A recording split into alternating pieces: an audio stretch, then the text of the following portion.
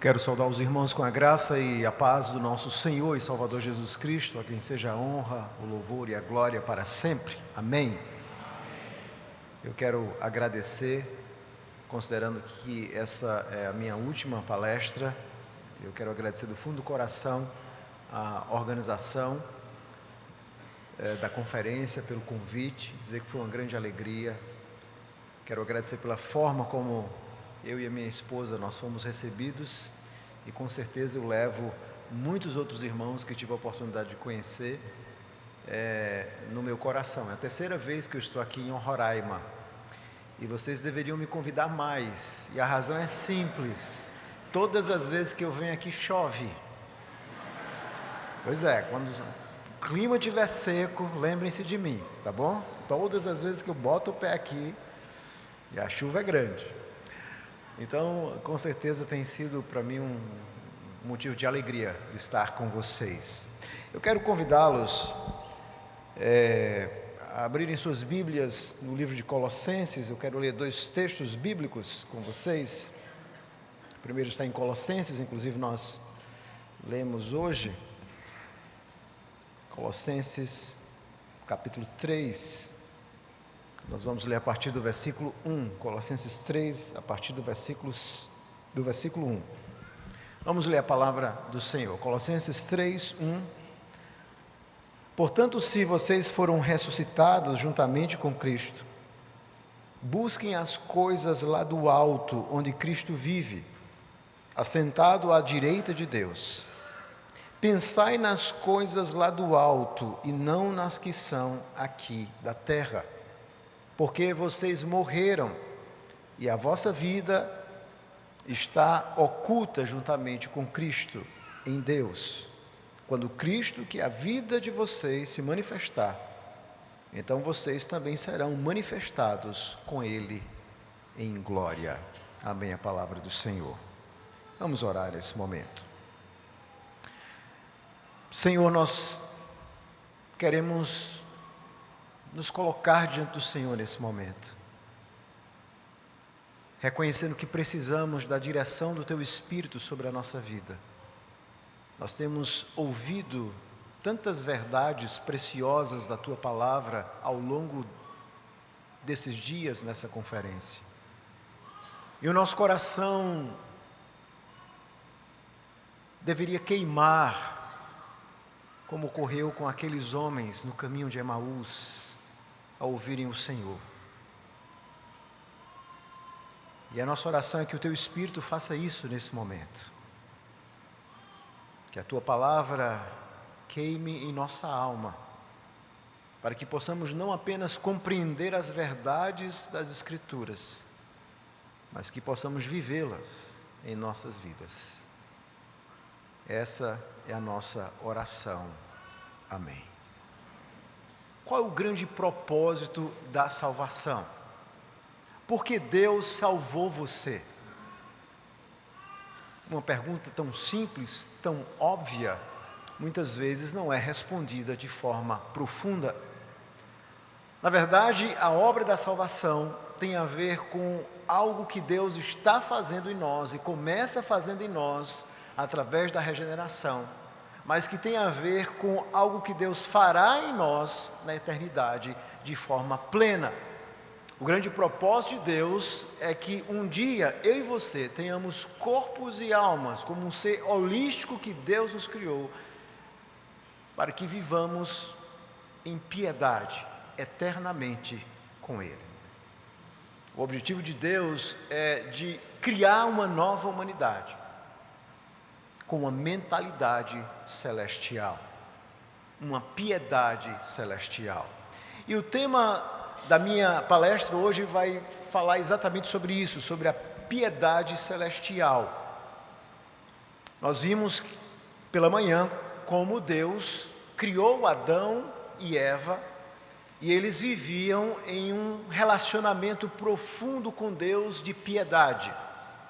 Só para lembrando quem não esteve aqui, eu defini piedade como uma resposta pactual correta de devoção a Deus, ou seja, aqueles que estão em aliança com Deus, No caso, Adão e Eva, primeiro Adão e depois Eva, Deus os criou para uma vida de piedade, de comunhão. E eles agora então respondem isso, vivendo de uma forma agradável a Deus, conforme aqueles mandatos criacionais.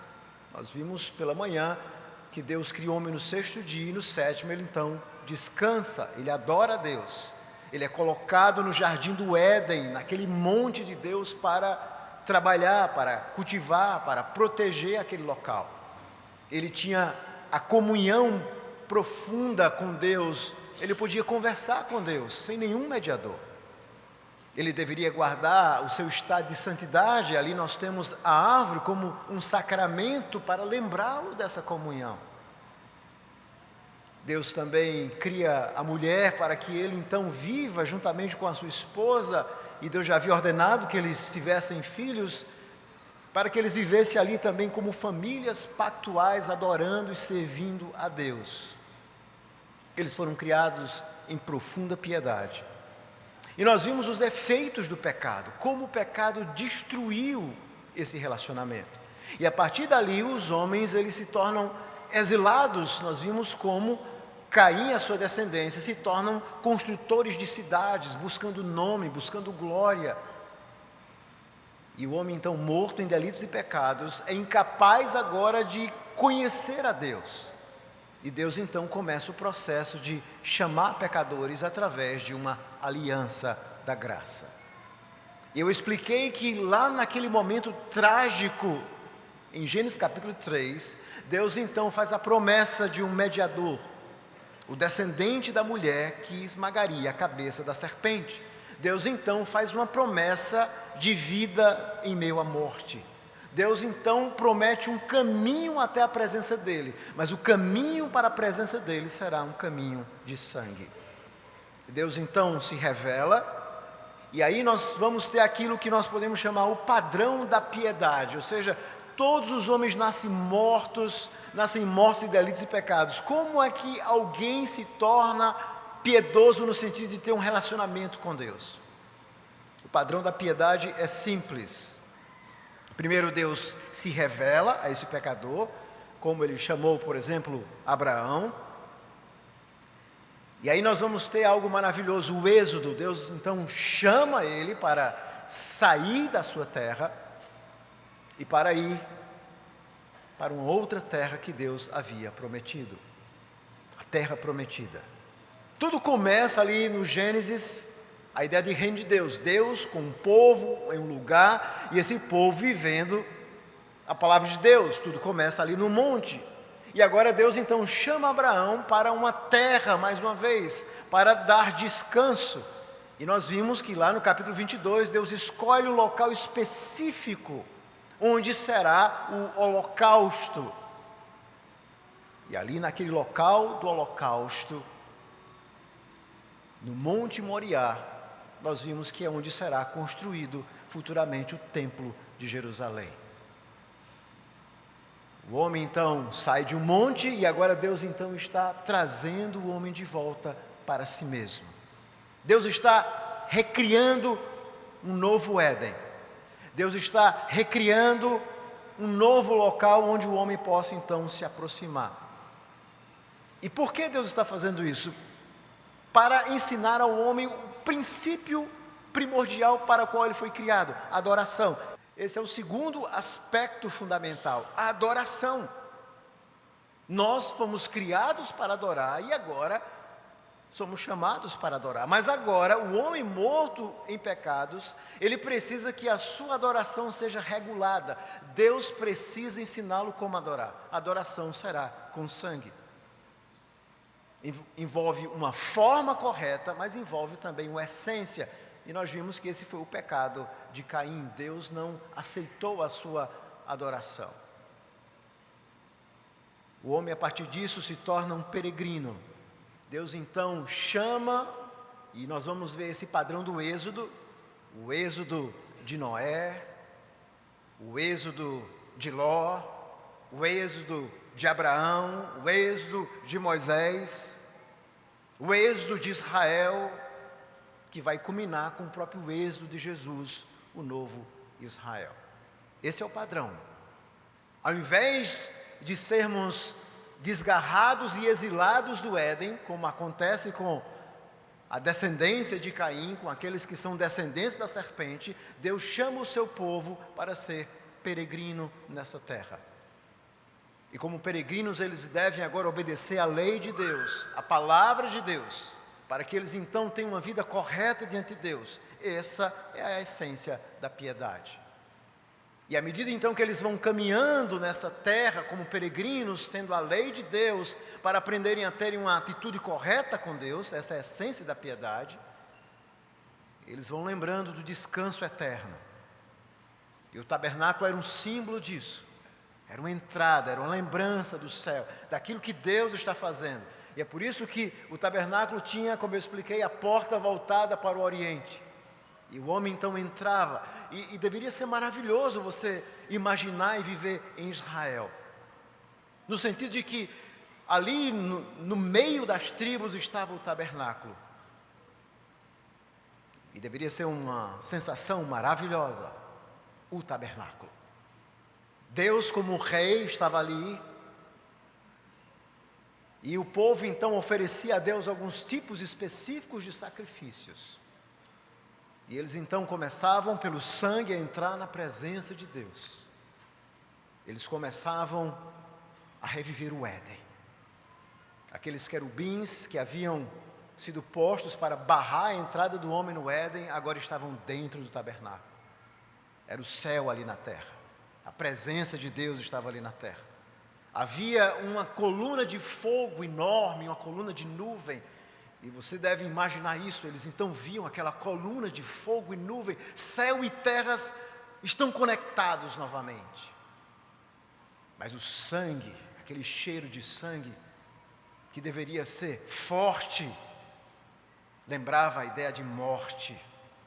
Era como se eles morassem ao lado de uma churrascaria, o tempo inteiro aquele cheiro de queimado, lembrando ao povo que eles eram pecadores, indignos de entrar nessa presença santa.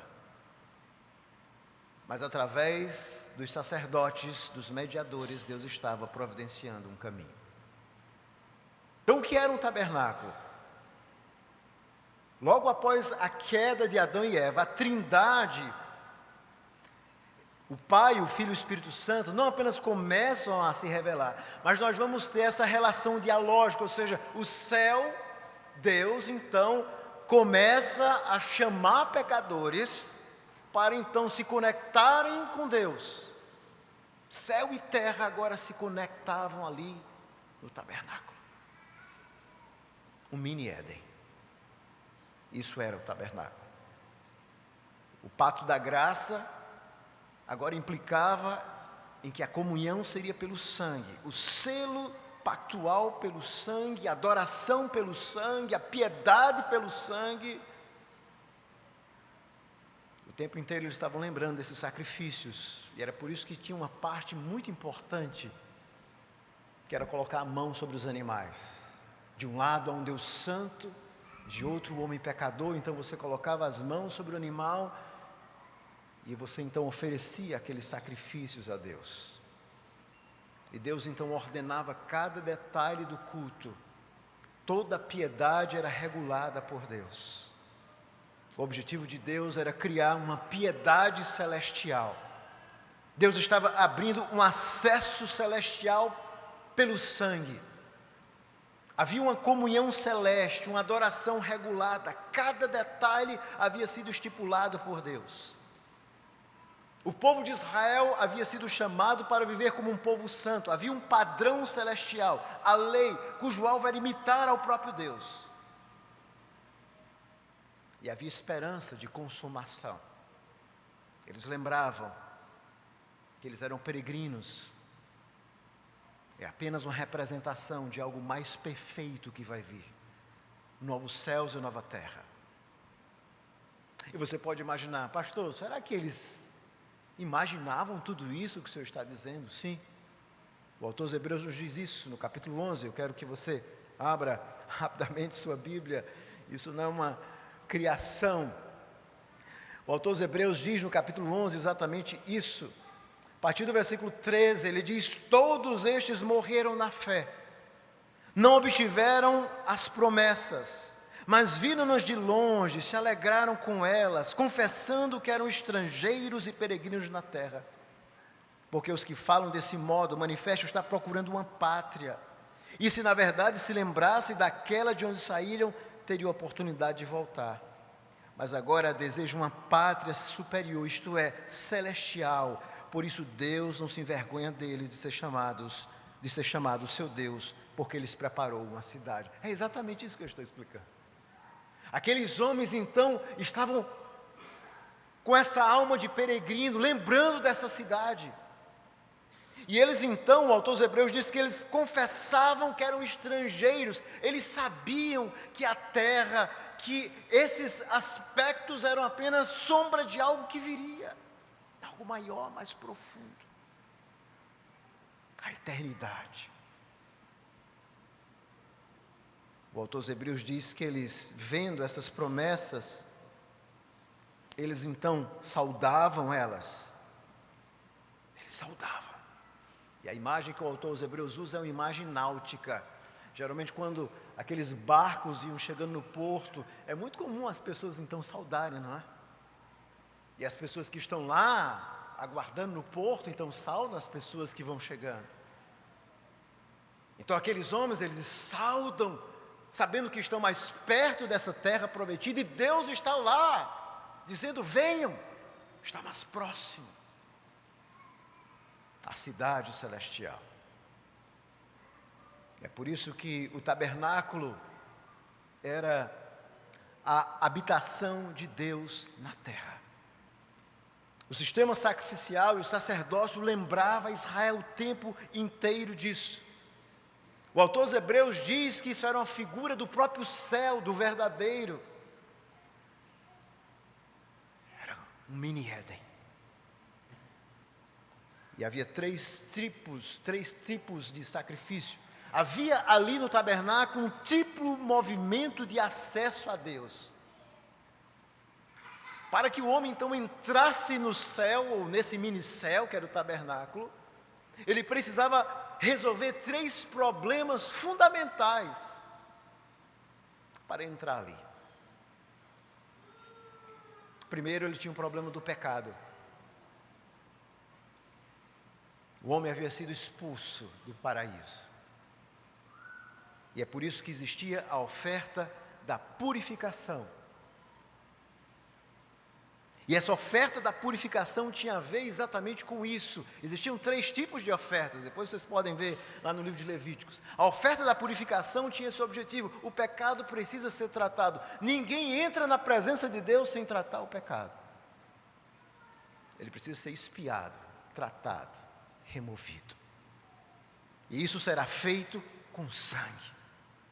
É por isso que a porta, e ali nesse aspecto o tabernáculo tinha a primeira entrada, aquele grande espaço onde eram queimados ali os sacrifícios. Esse era o primeiro problema do homem. O segundo problema é que o homem tinha um coração pecador e ele agora precisava ser consagrado a Deus. E para isso tinha o holocausto, que era um sacrifício diferente. Todo animal deveria ser morto, vida por vida. Deus estava tomando a sua vida, a vida daquele animal, em lugar de outro. E tanto lá no caso de Noé, como lá em Levítico, diz que aquilo chegava como um aroma suave a Deus. Deus então estava consagrando, separando o povo. Israel era uma nação santa, separada das demais nações para viver de forma piedosa diante de Deus. E o terceiro problema de Adão, que ele havia perdido a comunhão. E para isso Deus estabelece as ofertas pacíficas de comida, para mostrar essa comunhão maravilhosa que Deus tinha com o seu povo. E através dessas sombras, desses tipos, Deus estava não apenas reintroduzindo o homem nesse mini Éden, mas Deus estava também lembrando daquilo que Ele estava planejando em fazer, enviando o seu próprio Filho Jesus, para abrir esse caminho, pelo véu da sua carne, para estabelecer essa comunhão entre Deus e o homem e para trazer comunhão. E na Páscoa, e a Páscoa era uma rememoração disso. Na Páscoa tinha um sacrifício, a expiação, o sangue, a consagração, o sangue nos umbrais daquelas portas, daquelas famílias que eram consagradas, e a comunhão, onde eles então comiam aquele animal de forma alegre. Deus estava criando um povo consagrado pelo sangue.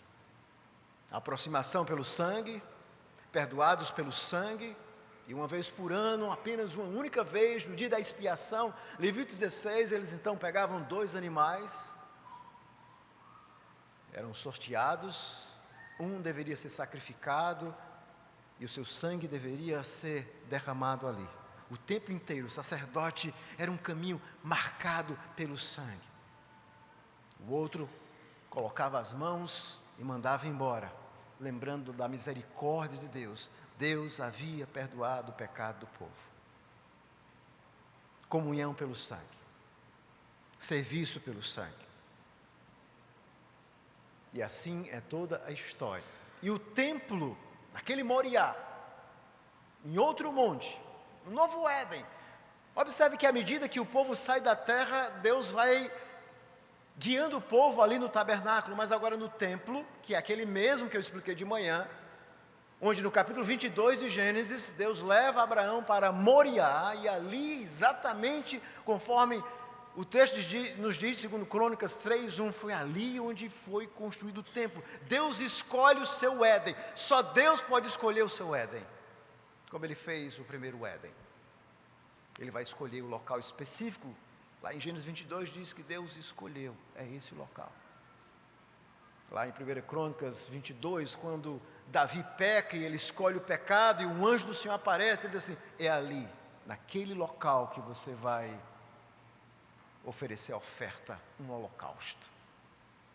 É nesse mesmo local que Salomão vai construir um templo, onde o povo mais uma vez agora vivia na terra que Deus havia dado a eles, uma terra, um povo, vivendo de forma piedosa, obedecendo à lei de Deus, uma adoração regulada, onde esse povo agora vivia debaixo da palavra de Deus. Como as coisas de Deus são maravilhosas, não é? Tudo tem sentido.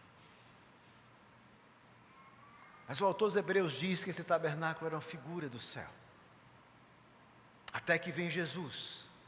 E quando Mateus então vai retratar, abra sua Bíblia por favor no Evangelho de Mateus, quando ele então vai retratar Jesus Cristo, a vinda de Cristo e a sua encarnação no capítulo 1, há várias coisas importantes que Mateus nos ensina aqui. Primeiro ele diz, quando ele vai escrever o seu livro, que é a genealogia de Jesus Cristo, filho de Davi e filho de Abraão. E o objetivo de Mateus era mostrar exatamente isso. Em certo sentido, Jesus é filho de Abraão, por quê? Porque ele vem cumprir as promessas, e aquela promessa que Deus fez a Abraão, onde todas as famílias da terra seriam benditas. Aquele Éden, aquela terra, aquele céu seria expandido para as demais nações. Jesus é filho de Abraão, e é por isso que o livro de Mateus termina exatamente Jesus enviando os seus discípulos para o mundo. Mas ele também era filho de Davi, e é por isso que o tempo inteiro Mateus está mostrando que ele era de fato o Messias prometido. E Mateus então nos diz, no capítulo 2, de forma muito clara, no versículo 13 e 14, depois que os magos foram embora, um anjo do Senhor apareceu-lhe em sonho a José e disse, veja comigo, Mateus 2, 13, levante-se, tome o menino e sua mãe e fuja para o Egito, fique por lá até que eu avise você, porque Herodes há de procurar o menino para matá-lo. Levantando-se José, tomou de noite o menino e a sua mãe e partiu para o Egito, onde ficou até a morte de Herodes. Isso aconteceu para que se cumpriu o que foi dito pelo Senhor, por meio do profeta, do Egito chamei o meu filho. E aqui entra um aspecto fundamental da forma como Deus age. Deus faz com que a história de Jesus siga esse mesmo padrão de êxodo. Jesus vai ser esse novo Israel, eis que Mateus está dizendo, ele vai para o Egito também, e agora ele então é tirado do Egito, porque agora nessa volta de Jesus para Israel, Deus está criando esse novo Israel, e é por isso que ele cita aqui o texto de Oséias, que diz que do Egito mandei chamar o meu filho, mostrando que Jesus é esse novo Israel. E é por isso que João Batista então vai para o deserto, porque Israel nasce enquanto nação no deserto, é por isso que vai para o deserto, pregar ali no deserto. Essas são as profecias messiânicas. É lá no deserto onde vai nascer o novo Israel, que não será mais um Israel étnico, mas o Israel daqueles que creem no Messias.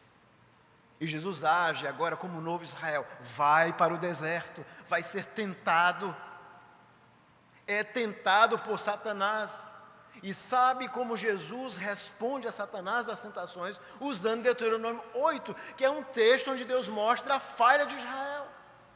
Deus diz, eu levei Israel para o deserto para provar, para saber o que estava no coração deles.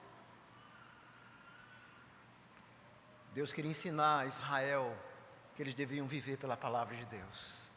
E quando Satanás tenta Jesus, ele diz assim, e essa é a resposta em Mateus, no capítulo 4, Jesus responde aqui, irmãos, com um texto que tinha tudo a ver com Israel, quando ele diz o seguinte, não só de pão viverá o homem, mas de toda palavra que procede da boca de Deus. Jesus está respondendo como um novo Israel, como um novo Adão, que está começando agora esse êxodo glorioso, levando um povo. Ele vai ser o novo Israel, o cordeiro, o sacrifício, o tabernáculo, o templo, o sumo sacerdote. E você pode perguntar, pastor, por que tantas sombras no Antigo Testamento? Por que tantos tipos de sacrifícios? Por que tanta mobília no tabernáculo? Por que tantas roupas? Porque para retratar a gloriosidade do sacrifício da obra de Cristo, tudo precisa ser complexo. A obra de Cristo era tão gloriosa que os detalhes todos apontavam até mesmo a forma de matar um animal que deveria ser esfolado, os dedos colocados, a pele arrancada. Através de todas essas sombras, Deus estava criando esse novo Israel. Um novo Israel através de um novo Adão, um novo povo, para que esse povo agora pudesse voltar ao caminho da verdadeira piedade. E é por isso que Jesus é, como Paulo diz, eu falei pela manhã, o mistério da piedade. Deus agora se faz carne, é por isso que lá em João, no capítulo 1, versículo 14, João diz assim, o verbo se fez carne e tabernaculou entre nós. Aquele verbo habitar, literalmente, é tabernaculou. Deus agora se faz carne, entra na história humana, para satisfazer a justiça do próprio Deus. Aqueles sacrifícios humanos cessariam. O sacrifício único de Jesus seria suficiente para expiar os pecados do seu povo. E agora, através de Cristo, Ele consagra um povo, Ele separa um povo. E quando Ele sobe aos céus, lá em João 14, eu acho maravilhoso aquilo que Jesus diz. Os discípulos estão preocupados, eles estão tristes, e Jesus então vai dar uma aula a eles sobre a Trindade Santíssima. E diz, eu preciso ir, mas vocês não fiquem preocupados. Vocês não estarão na minha presença física, mas eu, mediante o Espírito, eu vou morar dentro de vocês. E agora começa Deus com o seu povo. Não há mais um templo, não há mais um lugar, não há mais sacrifícios. E agora trono de Deus, o templo de Deus, é onde o povo de Deus está reunido mediante o Espírito. Aí nós entramos em comunhão, nós nos deleitamos na comunhão. O trono da graça, é isso que o autor dos Hebreus diz. O trono de santidade de Deus é um trono de graça, porque assentado à direita desse Deus há um Deus homem. Aí começa a essência da verdadeira piedade. O que Deus está fazendo então não é apenas salvando um povo, é preparando esse povo para a eternidade. É isso que Paulo vai dizer, por exemplo, em 2 Coríntios, no capítulo 3, abra sua Bíblia comigo. O grande objetivo, e foi dito isso, é que nós sejamos parecidos com Cristo. E isso, Paulo vai dizer em 2 Coríntios, capítulo 3, quando ele diz o seguinte, a partir do versículo 15, vamos ler a partir do versículo 14, 2 Coríntios 3, 14. Mas a mente deles se endureceu, está falando dos judeus, pois até o dia de hoje o mesmo véu permanece sobre a leitura da antiga aliança, não foi tirada, pois só em Cristo ele é removido. Mas até hoje, quando é lido Moisés, o véu está posto sobre o coração deles. Quando, porém, alguém se converte ao Senhor, o véu é tirado. Ora, este Senhor é o Espírito, e onde está o Espírito do Senhor, aí há liberdade. E todos nós, com o rosto descoberto, contemplando a glória do Senhor, somos transformados de glória em glória na sua própria imagem, como pelo Senhor, o Espírito. E agora Jesus então sobe aos céus, para cumprir a promessa do Salmo 110, onde Deus promete que vai colocar todas as coisas debaixo dos seus pés. E lá em Pentecostes, quando o Espírito Santo desce, é maravilhoso, porque quando Pedro vai explicar Pentecostes, ele diz que é exatamente isso que está acontecendo. É a promessa do Salmo 110, é o Espírito que vai descer para transformar corações, mudar corações e fazer com que aqueles corações ímpios e pecadores sejam o próprio templo de Deus. Agora esse Espírito vai produzir um povo piedoso, através da palavra. E aí começa o caminho da piedade cristã. A piedade cristã é esse Espírito que é enviado por Jesus para habitar em nosso coração, criando santas influências celestiais em nossa vida, que nós não conseguimos por nós mesmos produzi-las. E o Espírito então, como um pedagogo, nos dá a palavra, nos dá meios de graça, e de várias formas ele vai nos ensinando também, nos lembrando que nós precisamos imitar e confiar no segundo Adão. Nós temos que viver o céu na terra. Nós somos cidadãos celestiais. E é por isso que a palavra que os autores do Novo Testamento usam para piedade, eusebeia, cujo significado são crenças apropriadas e prática devota de obrigações relacionadas a poderes sobrenaturais, era uma palavra muito comum para essas práticas religiosas, não era uma palavra incomum que Paulo usa. Mas Paulo usa, e Pedro também, a ideia de piedade, eusebeia, sobretudo com essa ideia de um respeito impressionante concedido a Deus, essa ideia de devoção, de piedade, de reverência. Eu repeti piedade, mas é piedade, reverência a Deus. Essa reverência. Esse temor.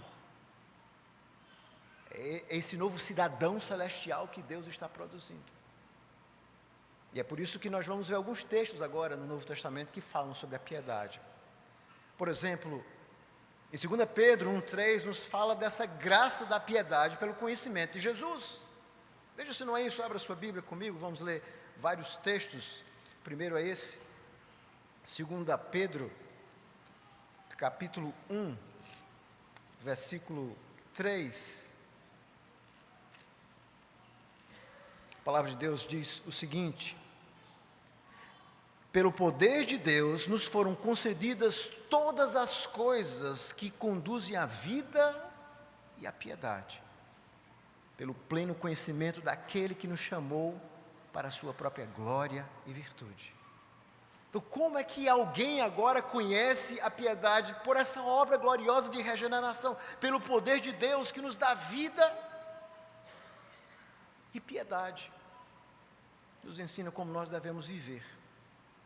O conhecimento salvador do Evangelho é essencialmente um conhecimento não apenas da vida. É isso que Pedro está dizendo. Você não apenas descobre a vida, mas você agora se torna um cidadão celestial, com a mente celestial, devendo ter essa piedade celestial. O Espírito cria influências celestiais. Então você tem vida e piedade. E é por isso que Paulo fala isso em Tito, capítulo 1, versículo 1. Vamos voltar para Tito, capítulo 1, versículo 1. Quando Paulo diz assim: Paulo, servo de Deus e apóstolo de Jesus Cristo, para promover a fé, que é dos eleitos de Deus, e o pleno conhecimento da verdade, segundo a piedade. Ou seja, Deus elege um povo para se dar a conhecer. E Cristo faz exatamente isso, trazendo salvação, revelação, conhecimento, mas não apenas um conhecimento, é um conhecimento para a piedade. Para viver em atitude de devoção, de obediência a Deus. Então não há conhecimento sem piedade. Esse conhecimento sem piedade não é o conhecimento da palavra de Deus. 2 Pedro fala, no capítulo 1, versículos 6 e 7, a respeito do processo da piedade. Veja comigo, 2 Pedro, capítulo 1, versículos 6 e 7, quando ele diz o seguinte. Vamos ler a partir do versículo 5. Por causa disso, concentrando todos os seus esforços, acrescente à fé que vocês têm a virtude o conhecimento, ao conhecimento o domínio próprio, ao domínio próprio a perseverança, e a perseverança a piedade, a fraternidade o amor. Paulo aqui elenca essas gloriosas virtudes cristãs, esse processo cristão que naturalmente tem a ver com piedade, com devoção, com comunhão com Deus. Existe o pulsar do Espírito em nosso coração. E nós agora somos chamados a viver uma vida piedosa. Paulo fala isso. 1 Timóteo 2,2 diz assim: ore em favor dos reis e de todos os que exercem autoridade, para que vivamos vida mansa, tranquila, com toda a piedade. Aqui Paulo está instruindo a oração pelas autoridades, interceder por todos os homens e por reis, para que nós tenhamos condições de viver nesse mundo caído uma vida de piedade, de obediência a Deus. A oração para que tenhamos uma vida piedosa. Então, quando nós oramos pelos nossos, pelas autoridades constituídas por Deus, o alvo maior, e é isso que Paulo está dizendo, para que nós possamos ter uma vida piedosa, para que o Estado não nos constranja a vivermos uma vida pecaminosa. Paulo fala em 1 Timóteo, no capítulo 4, versículos 7 e 8, sobre o exercício da piedade, ou seja, ainda que nós sejamos salvos para esse conhecimento, mas esse não é um conhecimento que naturalmente ocorre em nossa vida, é preciso um exercício para ele. E é isso que ele vai dizer, 1 Timóteo 4,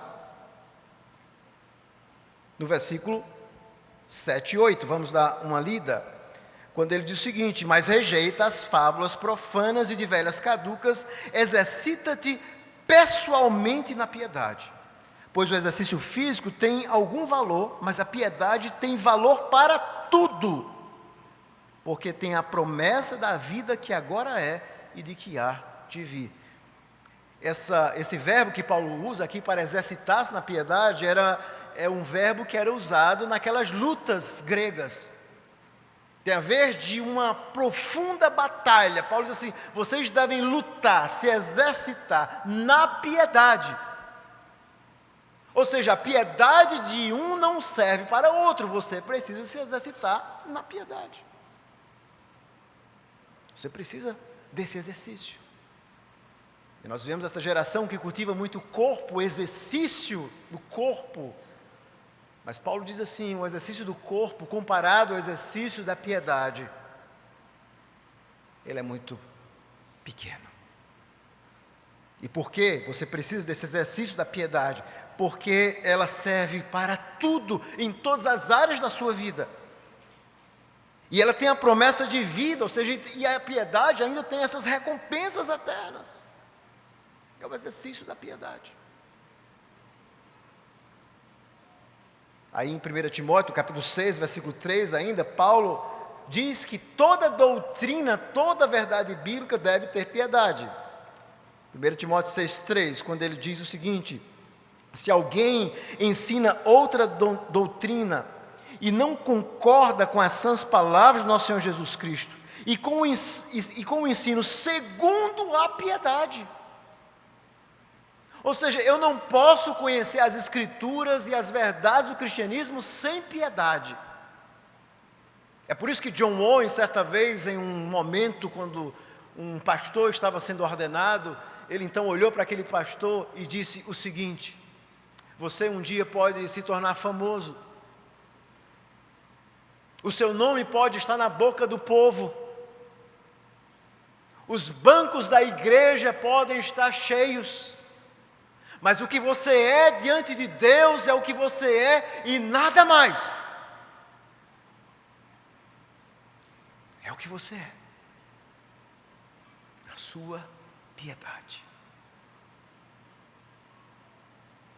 E é por isso que no capítulo 6 ainda, 1 Timóteo, versículo 11, Paulo conclama Timóteo para ser um homem de Deus, e uma característica de um homem de Deus, de uma mulher de Deus, é exatamente essa.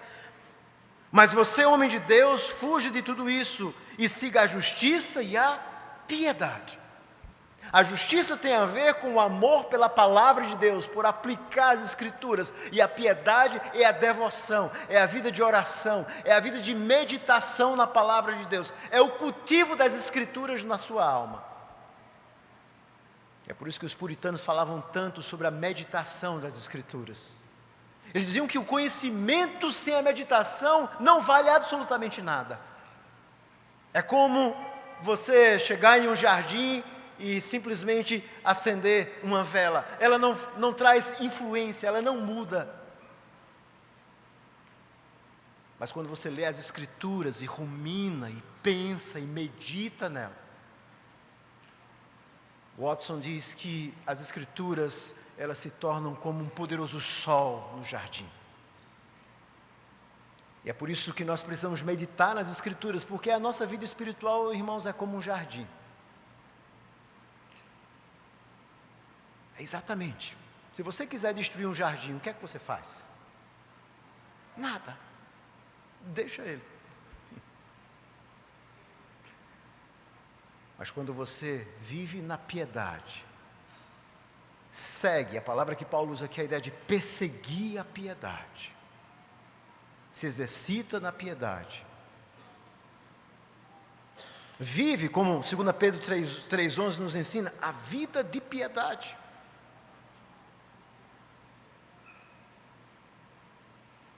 Aí sim, isso tem grande valor para Deus. E é por isso que existe o perigo, em 2 Timóteo 3,5, Paulo fala da falsa piedade. A piedade, ela é fundamental em todas as Escrituras. E qual é o coração da piedade? Bom, o coração da piedade é a nossa união com Cristo. É essa conexão que Deus estabelece. Aquele movimento onde Deus inunda o nosso ser, mediante o Espírito, e nós agora somos chamados a pensar e a ter essa mentalidade celestial, onde Cristo, através dos seus ofícios como profeta, sacerdote e rei, fornece ao seu povo tudo aquilo que nós precisamos para viver. E nós agora temos aquilo que Calvino diz, um coram Deo, um coração ao alto, vivendo inteiramente uma vida de piedade. Então, qual é a fonte da piedade? É a graça de Deus através da nossa união com Cristo. E qual é o vínculo da piedade? É o Espírito que nos leva a ter uma fé verdadeira e a viver pela fé. E qual é o tema principal da piedade? Uma comunhão espiritual profunda com esse Deus Trino. E a nossa participação sacramental, onde nós nos lembramos que fazemos parte do povo de Deus. E quais são os meios da piedade? A igreja, através da adoração pública no dia do Senhor, a palavra sendo estudada e meditada, a oração, o jejum, os sacramentos. Essas coisas atiçam a nossa alma. E o alvo da piedade, Jesus vai nos ensinar lá no Sermão do Monte, quando ele diz assim: sede perfeitos, como perfeito é o vosso Pai Celeste. O alvo da piedade é ter uma devoção tão profunda, que a cada dia você começa a se parecer com Cristo. Você já teve a oportunidade de, às vezes, conhecer um casal que eles são bem diferentes, mas com o tempo eles convivem tanto juntos que eles começam a parecer um com o outro? Eles começam a falar mais ou menos parecido, até a comida que um não gostava e o outro gostava, o outro de repente começa a gostar. Então a nossa convivência com Cristo, o exercício da piedade, a imitação de Cristo nos leva a nos parecermos com Ele. E a recompensa da piedade é o galardão. Deus há de recompensar aqueles que são piedosos na eternidade. Às vezes nós não pensamos nisso. A Bíblia fala de recompensas para aqueles que são mais fiéis nesse mundo, que buscam com mais afinco a vida da piedade. E Jesus promete que recompensará-os. E a dimensão prática da piedade é todas as áreas da nossa vida. Há um sermão que foi pregado por Jonathan Edwards, há uma série inclusive, eu acho que eu vi aí na livraria, a série em português é A Caridade e Seus Frutos. E o último sermão que Edwards prega é um sermão chamado, eu não sei como é que está a tradução aqui nesse livro em português, mas O Céu é um Mundo de Amor. E por que ele então pregou essa série, baseada em 1 Coríntios 13? A igreja havia experimentado o primeiro avivamento espiritual, e a igreja havia crescido muito, muitas pessoas haviam se convertido, Deus de forma poderosa havia impactado a vida das pessoas, e eles então precisaram construir uma igreja maior, aquela não cabia. E mesmo após o primeiro avivamento espiritual, meus irmãos, onde tem pecador, onde tem ovelha, tem problema. E toda ovelha tem dois problemas, não é? Quem cria ovelha, alguém que criou ovelha me disse isso certa vez. Primeiro é que faz muito barulho. E o segundo, deixa muitos dejetos. Ovelha é complicado. É muito complicado. E começou uma briga na igreja. Os ricos queriam os melhores lugares. Eles queriam um local privilegiado. E começou uma grande confusão na igreja. Isso levou Jonathan Edwards a pregar essa série, 1 Coríntios 13, que termina com esse sermão maravilhoso que você deve ler. E o argumento de Edwards é esse: o céu é um mundo de amor. E a tarefa da igreja é sonhar com o céu, é lembrar desse relacionamento de amor no céu, é viver com essa mentalidade celestial, trazendo para a terra. Ele então lembra que o céu é um mundo de amor, onde aqueles que foram mais fiéis aqui na terra e que terão um galardão maior no céu, imagina aquelas pessoas que foram mais piedosas e terão um galardão maior no céu. Ele diz assim: esse galardão será maior, mas quanto maior eles forem no céu e receberem o seu galardão maior, eles serão mais humildes, ou seja, o galardão é porque eles foram e serão mais humildes ainda no céu. E aqueles que tiveram o privilégio de estar mais perto da glória de Deus, no céu, e talvez essa seja a recompensa, quanto mais perto eles estiverem da glória de Deus, mais eles serão humildes e menores. Porque ninguém se aproxima de Deus sem ser diminuído. E é por isso que o céu vai ser uma sociedade perfeita. E Eduardo diz assim, é por isso que nós temos que viver essa mentalidade do céu na terra. O tempo inteiro o Novo Testamento está dizendo isso. Vocês são peregrinos, vivam o céu na terra. Há uma imagem, pode passar? A outra.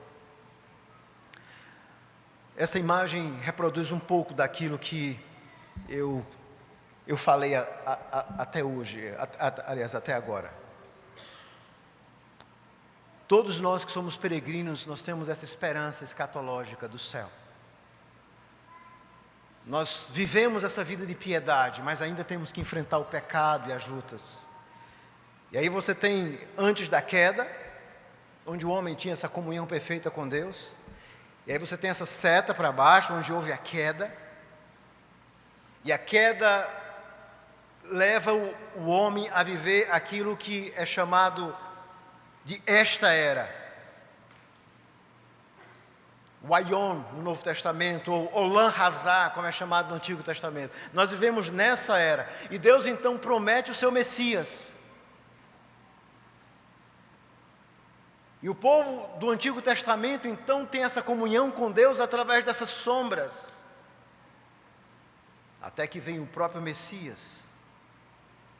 Essa seta para cima e para baixo que mostra o advento do Messias. Ou seja, esta era é invadida pela era do Messias. Por aquilo que podemos chamar da Olam Rabá. Esta era agora é invadida pelo Messias. Deus então está chamando um povo. Em sombras no Antigo Testamento e através de Cristo e mediante o Espírito do Novo Testamento. E você diz, e o que isso significa, pastor? Isso significa que nós somos um povo novo, vivendo em um mundo velho.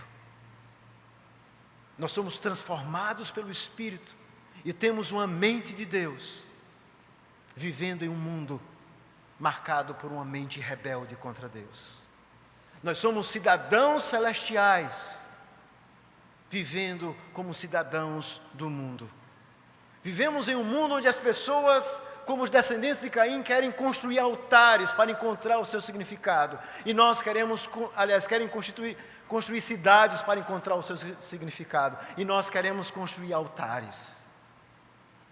Um mundo onde as pessoas buscam ídolos e constroem o dinheiro, o poder, o sexo, a riqueza. E nós buscamos o nosso significado apenas em Deus.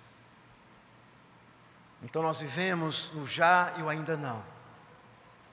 Nós somos cidadãos transformados e novos, vivendo em um mundo velho, aguardando a redenção, aguardando esse dia onde o céu finalmente será profundamente conectado com a terra, onde o nosso Senhor Jesus Cristo voltará. E aí finalmente nós vamos viver aquela vida de completa piedade, de completa santidade, de completa semelhança com Cristo, com aquele Salvador que nós tanto amamos e buscamos imitar. E aí o propósito da lei será alcançado no céu. Qual é o alvo da lei que Jesus nos ensina? Amar a Deus sobre todas as coisas, de todo o coração, ao que nós lutamos para guardar os mandamentos, mas no céu, todo o resumo da lei será vivido por nós, porque o nosso coração será cheio de amor por Deus, será cheio de amor pelos irmãos. Nós viveremos essa Olam Rabá, essa era perfeita. E é por isso que o livro de Apocalipse termina exatamente com a imagem do novo Éden, da Nova Jerusalém, que não é uma cidade, é uma representação dessa igreja gloriosa. Nos lembrando daquilo que Pedro diz, céu e terra onde habitam justiça. Aí será, o último gráfico, o fim da antítese e esse glorioso recomeço. Haverá o fim dessa antítese. Não apenas a antítese entre luz e trevas, entre aqueles que são crentes e que não são, entre o mundo e a igreja. Será o fim da antítese dentro da igreja, entre aqueles que são membros da igreja visível, mas muitas vezes não são crentes. essa antítese vai acabar. Será o fim da antítese e da luta que nós enfrentamos em nosso coração, querendo nos parecer com Cristo, mas ainda carregando os fardos do velho homem, e orando como um puritano diz de forma muito bela, orando para que a luz de Cristo coma as nossas imundícies do coração. Isso será feito de forma plena, quando o nosso bondoso Salvador Jesus Cristo voltar. E aí não haverá morte, haverá consumação, a piedade perfeita. Você ressuscitado, corpo, alma, de forma holística, em um corpo glorificado. E aí nós viveremos essa nova dimensão, o eterno e perfeito domínio de Deus sobre a terra nova, e uma renovada humanidade, com um povo verdadeiramente piedoso. Essa é a nossa gloriosa esperança. Bendito seja esse Deus, louvado seja o seu nome, que nos amou, que nos chamou para essa gloriosa esperança. Maranata. E é por isso que o livro de Apocalipse termina desse jeito. Vem! Que Deus aplique, meus irmãos, essa palavra no nosso coração.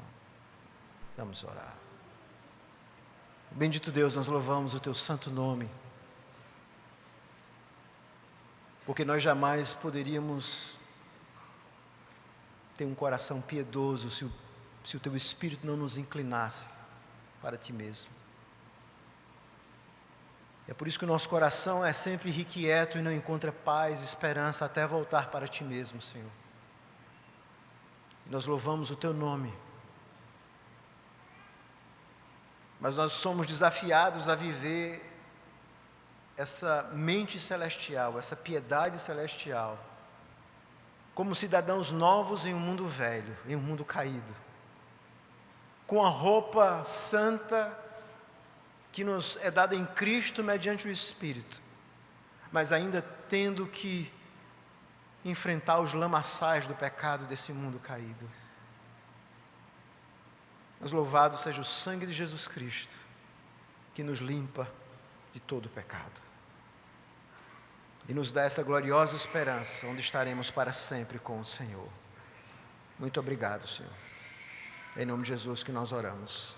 Amém.